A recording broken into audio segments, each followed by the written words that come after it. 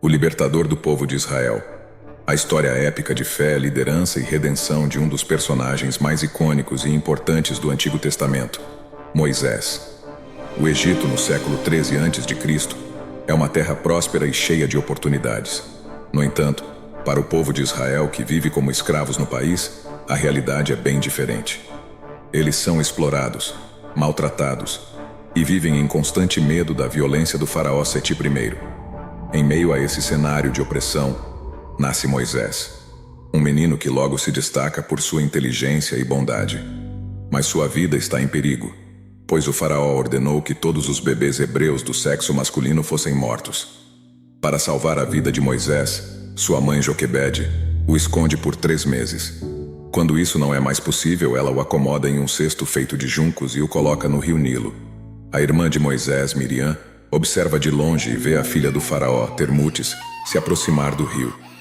A princesa fica encantada com o bebê e decide adotá-lo. Termutes deu-lhe o nome de Moisés.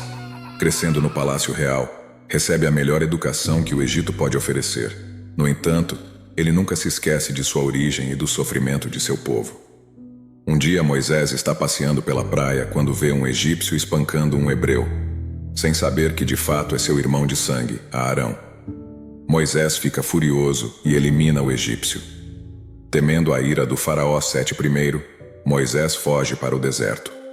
Lá ele encontra um pastor chamado Jetro, que o acolhe em sua casa e lhe ensina a cuidar de ovelhas.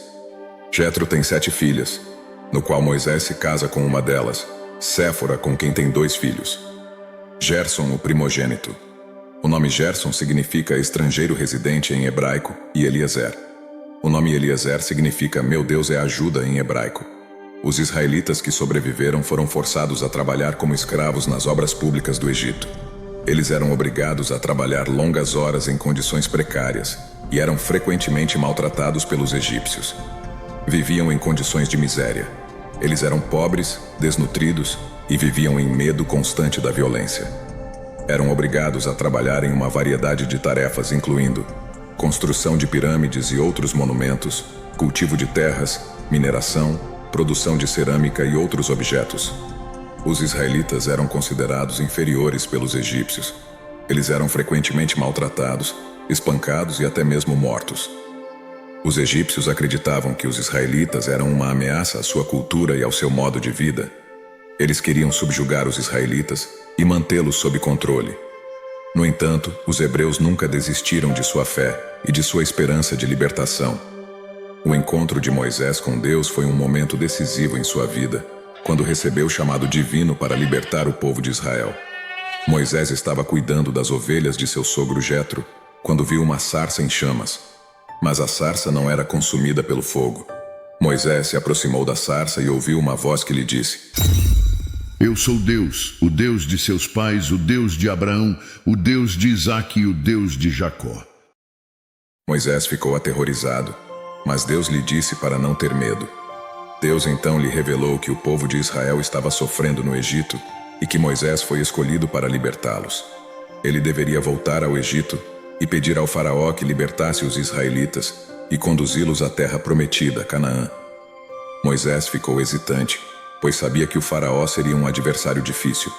No entanto, ele finalmente aceitou a missão. Ele sabia que seria um desafio, mas ele estava determinado a libertar seu povo. O encontro de Moisés com Deus foi um momento de grande importância para o povo de Israel.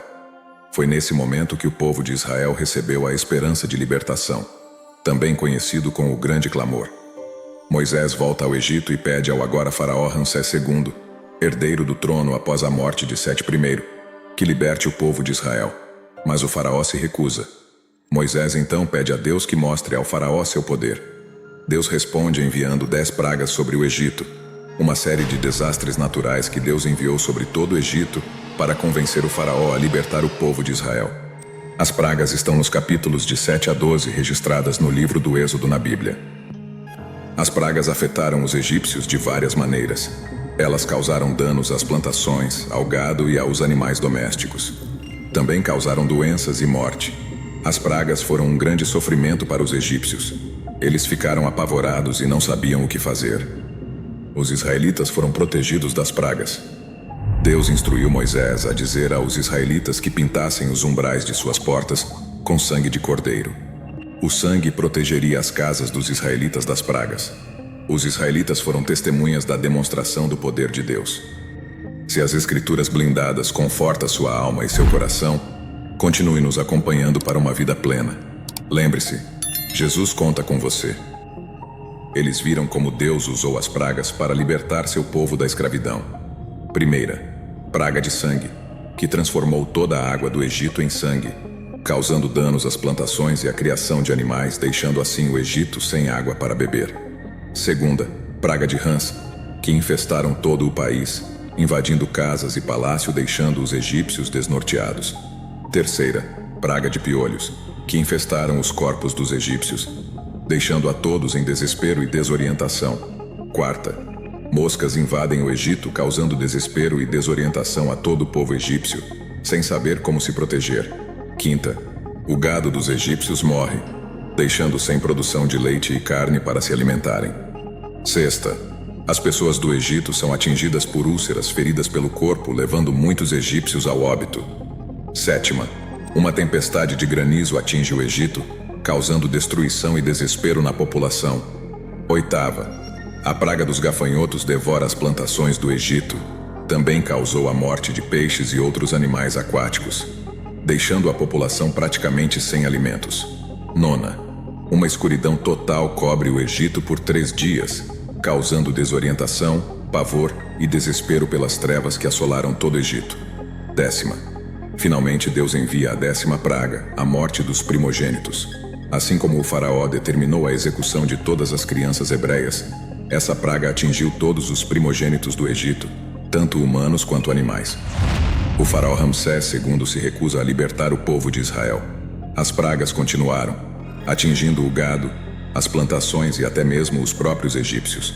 O faraó finalmente cede e permite que o povo de Israel saia do Egito. Os israelitas deixam o Egito e começam sua jornada para a terra prometida, Canaã. No entanto, o faraó logo muda de ideia e envia seu exército para persegui-los. Os israelitas ficam presos no meio do deserto, sem saber o que fazer. No entanto, Moisés, portando seu cajado, clama por ajuda divina. Eis que Deus abre o Mar Vermelho para que os israelitas possam passar. O exército do faraó tenta seguir os israelitas, mas é engolido pelas águas do mar, exterminando todo o exército egípcio, seus cavalos e destruindo todas as bigas. A derrota do exército egípcio não foi somente um sinal da derrota do faraó e do seu poder. Foi também um sinal da vitória de Deus e do seu povo. Os israelitas continuam sua jornada pelo deserto, mas a caminhada é longa e difícil. Eles ficam sem comida e água e começam a reclamar de Moisés.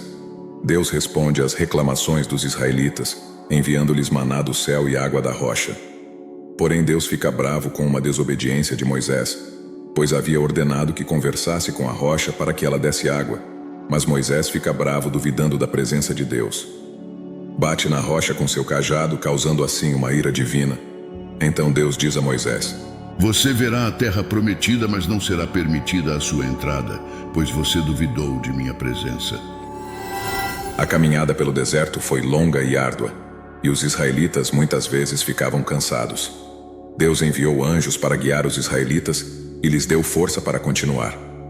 Durante a caminhada rumo a Canaã, já no Monte Sinai, Moisés recebeu diretamente de Deus o Decálogo, onde se encontra os 10 mandamentos e o Código da Aliança. É um conjunto de leis e instruções que Deus deu ao povo de Israel através de Moisés no Monte Sinai. Está presente nos livros de Êxodo e Levítico, capítulos de 17 a 26. O Código da Aliança abrange diversos aspectos da vida social, religiosa e moral do povo de Israel, incluindo adoração a Deus, relações interpessoais, justiça social, pureza ritual. O Código da Aliança era um guia para o povo de Israel viver em santidade e obediência a Deus. Ele representava a promessa de Deus de abençoar e proteger seu povo, se este cumprisse suas leis. Baseado no amor a Deus e ao próximo, as leis do Código da Aliança não eram apenas regras arbitrárias, mas sim instruções para viver uma vida em amor a Deus e ao próximo, como descrito no Antigo Testamento. O Código da Aliança influenciou profundamente a cultura e a religião judaica. e continua a ser uma fonte de inspiração e orientação para o povo judeu até hoje. O Decálogo, conhecido como 10 Mandamentos, é um conjunto de leis que Deus deu a Moisés no Monte Sinai. São as leis divinas transcritas em 2 tábuas de pedra, como consta em Êxodo versículo 20, capítulos de 1 a 17. Os 10 mandamentos são: 1. Eu sou o Senhor teu Deus. 2. Não farás para ti imagem de escultura. 3. Não tomarás o nome do Senhor teu Deus em vão. 4.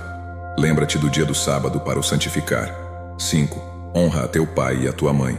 6. Não matarás. 7. Não adulterarás. 8. Não furtarás. 9. Não dirás falso testemunho contra o teu próximo. 10. Não cobiçarás. Posteriormente, Moisés quebra as tábuas de mandamentos por ver o povo adorando um bezerro de ouro. Versículo 32, capítulo 19. Deus ordena que Moisés reescreva os 10 mandamentos em 2 tábuas de pedra e as suba no Monte Sinai. Como consta em Êxodo versículo 34, capítulo 1. Consta também que em Êxodos capítulo 34, versículo 28, o próprio Deus escreveu seus 10 mandamentos como leis divinas.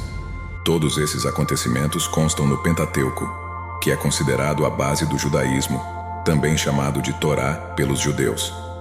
Ele fornece a base para a história, a teologia e a ética tanto do judaísmo como do cristianismo. Nessa caminhada aconteceu a rebelião de Coré contra Moisés e Arão, em um desafio à liderança de Moisés. Coré, um levita, reuniu-se com Datã, Abirã e outros israelitas para questionar a autoridade de Moisés e Arão. Moisés, com fé inabalável, propôs um teste.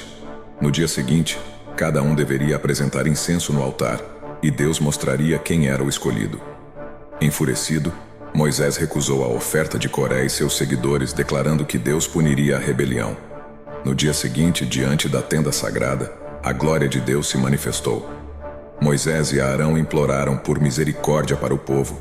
Deus ordenou que Moisés e Arão se afastassem, pois puniria os rebeldes. O povo obedeceu e a terra se abriu, engolindo Coré, Datã, Abirã e seus seguidores vivos para o mundo dos mortos. O fogo divino consumiu os demais 250 rebeldes que ofereciam incenso. Este evento terrível serviu como um aviso poderoso para o povo de Israel sobre a importância de obedecer a Deus e seus líderes escolhidos. Depois de 40 anos no deserto, os israelitas finalmente chegam a Canaã. Moisés sobe ao Monte Nebo e vê a terra prometida. Os israelitas ficaram tão felizes que começaram a cantar e dançar. Eles estavam gratos a Deus por finalmente ter os libertado da escravidão e os levado para uma terra melhor, cheia de árvores frutíferas, vastos pastos e muita água para criação e plantio. Mas Moisés não é permitido entrar na terra prometida, pois desobedeceu e duvidou da ordem divina. Deus disse a Moisés que ele não entraria na terra prometida, mas que Josué, seu assistente, entraria em seu lugar, assim como todos seus filhos e descendentes teriam permissão de entrar. Deus ficou zangado com ele por ter duvidado de sua autoridade e presença. Os israelitas ficaram tristes ao saber que Moisés não entraria na terra prometida.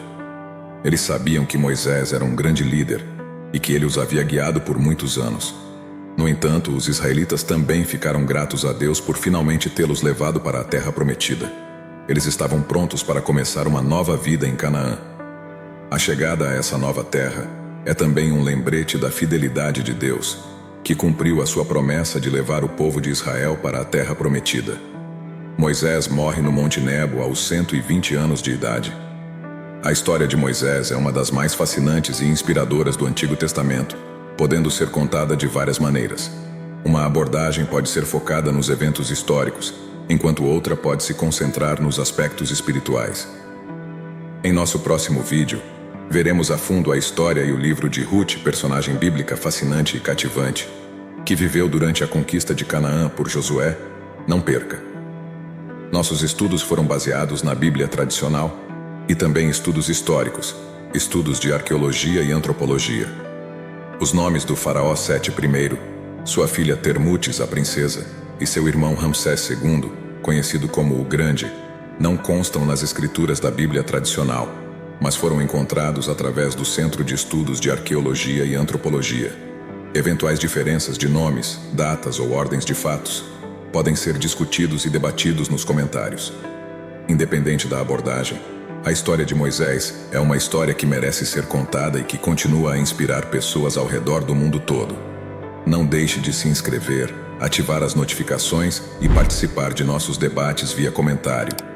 Lembre-se, juntos somos mais fortes. Até o próximo vídeo.